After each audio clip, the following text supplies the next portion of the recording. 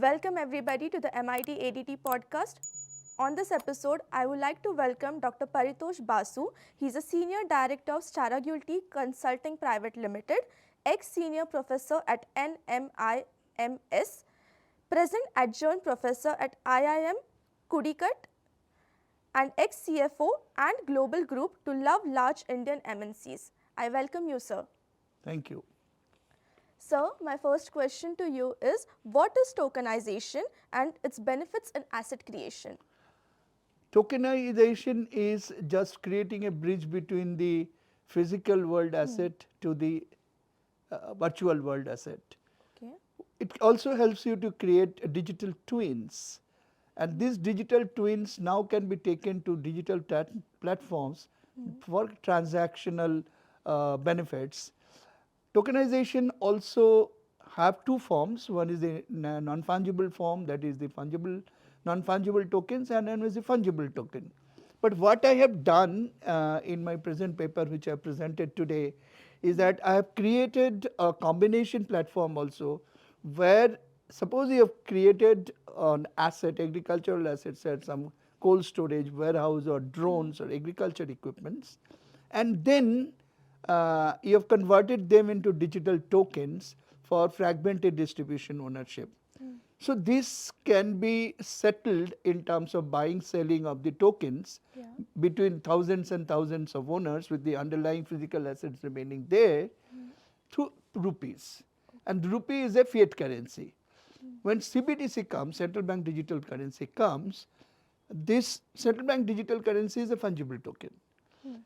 And the participant bank and the buyer and the seller of the non-fungible tokens can settle the transaction to their fungible token account. So tokenization is essentially converting a physical asset or a financial asset or a non-intangible asset into a virtual digital asset. Okay, sir. So how does fragmented ownership enhances tokenization's advantages? See, I personally feel that if the Indian farmers have to wait for the asset they need, could be an agriculture equipment, a set of agricultural equipments which can be shared, some warehouse, some cold storages, some roads, some irrigation facilities, or any other set of agricultural equipments, it is possible for one farmer to create all those assets.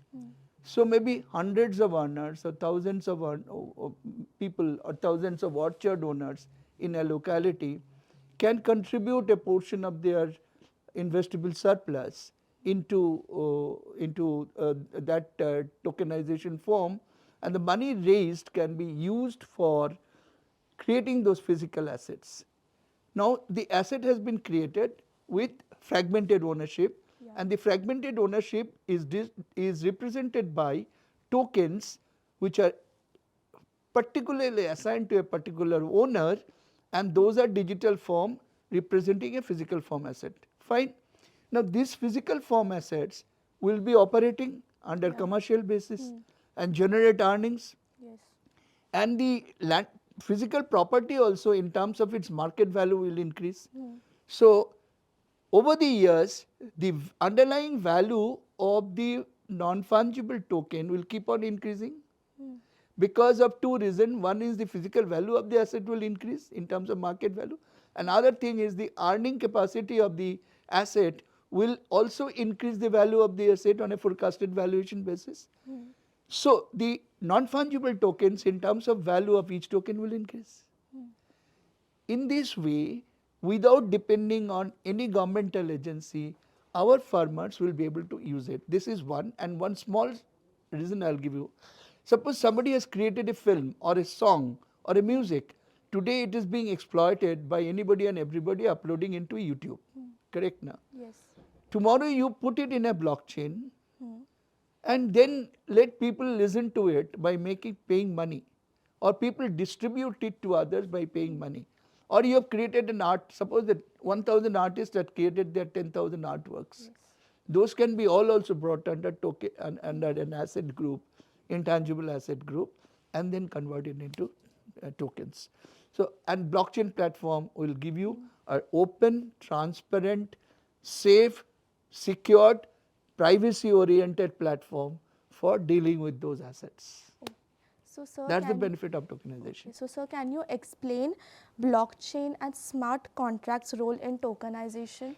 Okay. So blockchain, it will take about 3 hours to explain to you blockchain, but the blockchain is a transactional platform in which you have a smart contract. What is a smart contract? A smart contract is a legal instrument where all the required rules, regulations and operating processes are scripted in a software.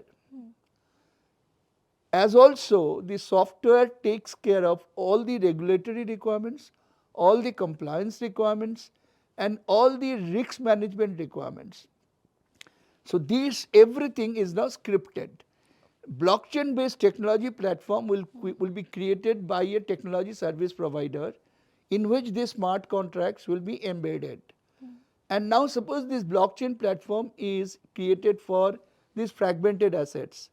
So these tokens will be now offered for buying and selling through this blockchain platform. So blockchain will give a transparent, secured platform for you to be operate in a Web3 environment with the front end as a digital app on your smartphone and back end is the platform. Now, the moment the platform is prepared, the guy who has prepared or the organization who has given the platform to you, they will have no control over it. The smart contract will be the only whole and sole digital driver of the operations that will be done within the blockchain platform. So smart contract essentially is an embedded part of a digitally created blockchain platform. Now you can say, how do I get the transaction? Suppose it's an EXIM platform, EXIM blockchain, where I'm buying, selling, thousands and thousands of exporters and importers are buying, selling through this blockchain platform. There will be a lot of transactional records of buying, selling, letter of credit, settlement, shipment, bill of lading, bill of entry, etc., etc. All these participants who are, there are 16 to 20 participants for completing an export-import transaction in the blockchain platform. Now I am suppose an importer. All my transactional data, my purchase order, my contract with the overseas exporter, all this will be sent to me as a wallet for my transactional records. And the beauty of blockchain platform is it is end-to-end encrypted. I will be known by my public key of 24 to 30 items, but I will not be known either by mail ID or by phone number or by PAN card number or by other card number. I will be known by just a alphanumeric 23, 24 letter item. But when I enter into the blockchain, I will enter into my private key, and when I transact, I will transact with my public key. So the beauty of this blockchain would be, since it is either encrypted with a static algorithm or it is encrypted with a dynamic algorithm, the hackers will not be able to hack it, because encrypted algorithm based cryptographed transactions is very, very difficult to hack. Of course, I do not know what will happen when quantum computer will come, but at the moment it's to a very, very 99.99% hacking proof. So it's safe, secured, transparent, it is self-driven, totally compliance oriented. Litigation chances would be very, very less, because there is no scope of creating any loophole oriented contract, because there will be a smart contract library within the blockchain which will be flexible. You can change a few clauses. Only problem in blockchain platform is creation of the smart contract, which is a fusion of several knowledge in terms of law, finance, export import, banking, digital technology. If everybody puts together their mind, the smart contract is created and scripted. Okay. Another important point of is that since blockchain will be delivered to you through Web3, it's a mobile item. No control of the software operator. Cryptograph. Today's fourth generation blockchain holds everything in the data lake, which is secured again and cryptographed. You get your wallet. So I feel blockchain is taking time to come into the real world of applications, but I'm sure it will soon prove to be a foundational technology. So can you share any successful tokenization uses? So Bitcoin is a successful tokenization. Yeah, definitely. In 2018, most probably, or a little later, Government of Australia and the Australian Bank issued $225 million bonds of $1,000 per bond in a token form on an end-to-end basis through blockchain. Blockchains are now being used for running a stock exchange. Gibraltar, Switzerland and London has already, I repeat, already created software testing of running a mock stock exchange through blockchain. Certain students of an university of Tamil Nadu has created a software for blockchain based voting. That means the national voting can be conducted through blockchain. Supreme Court of India has already tried to work through management of Supreme Court judgments and documents through blockchain. Government of India has already issued national blockchain policy. Niti Aayog has already issued national blockchain strategy in 2020 and 21. So blockchain is taking time. According to me, it's not the issue of the technology. I think it is the issue of creating the smart contract, which is a real world challenge. In fact, 15 Banks of India has formed a private company with their share participation for creating for a blockchain platform for trade finance. And Reserve Bank of India is already running central bank digital currency in blockchain. Only retail is some problem is being faced. I believe that is getting solved. Yes. So there are in number of applications. Okay, so can you share your views about the MIT ADT campus? I feel whenever I come to this campus, if I would have been in my younger days, perhaps I would have come to this campus for studying.